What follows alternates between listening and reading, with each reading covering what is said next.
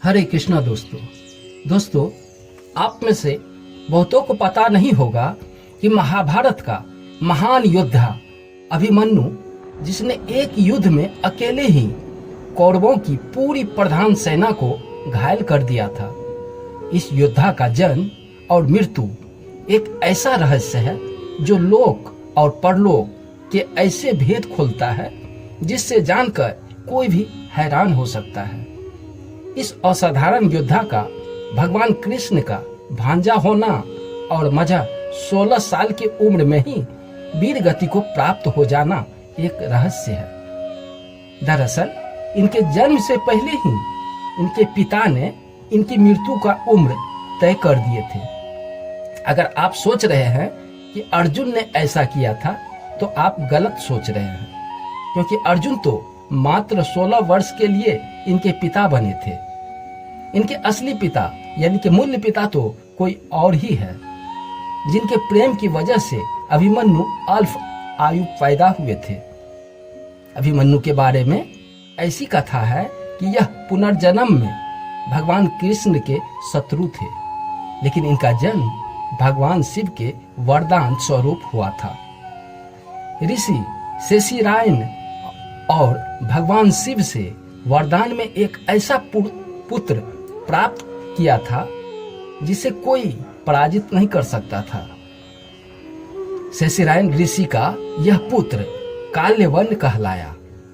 जरासंध के बहाने बहकावे में आकर काल्यवन ने मथुरा पर आक्रमण कर दिया था। भगवान कृष्ण ने चतुराई से काल्यवन को राजा मुचुकुंद की गुफा में ले आए। काल्यवन ने सोए हुए राजा मुचकुंद को श्री कृष्ण समझकर जगा दिया। राजा मुचकुंद की नजर काल्यवन पर पड़ गई और वह जलकर भस्म हो गए, क्योंकि राजा मुचकुंद को वरदान प्राप्त था, जो उसे नींद से जगाएगा वह भस्म हो जाएगा। यह काल्यवन के भस्म हो जाने पर कृष्ण उनकी आत्मा को पोटली में लपेटकर अपने साथ ले आए। एक दिन सुभद्रा की नजर उस पोटली पर पड़ गई, जिसमें काल्यवन की आत्मा बंधी हुई थी। उत्सुकतावश सुभद्रा ने उस पोटली को खोल दिया और काल्यवन की आत्मा सुभद्रा के गर्भ में समा गई। यही काल्यवन भगवान कृष्ण का भांजा अभिमन्यु हुआ। जबकि अभिमन्यु के अल्प आयु को लेकर एक अन्य कथा महाभारत में मिलती है।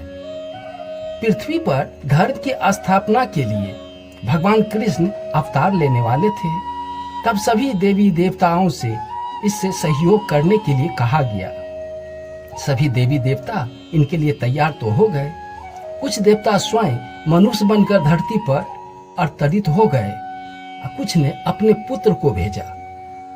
चंद्रदेव से कहा गया कि वह अपने पुत्र वर्चस्व को पृथ्वी पर अवतरित करने की आज्ञा दे। चंद्रदेव ने कहा कि वह अपने पुत्र का वियोग नहीं सह सकते हैं।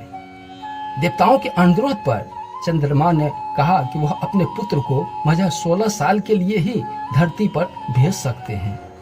इसके बाद वह मेरे पास लौट आएगा। चंद्रदेव का यही पुत्र अभिमन्यु हुआ था। दोस्तों, कहानी पसंद आई हो तो चैनल को सब्सक्राइब जरूर कर ले। मैं इसी तरह का वीडियो लेकर रोज आता हूँ। धन्यवाद।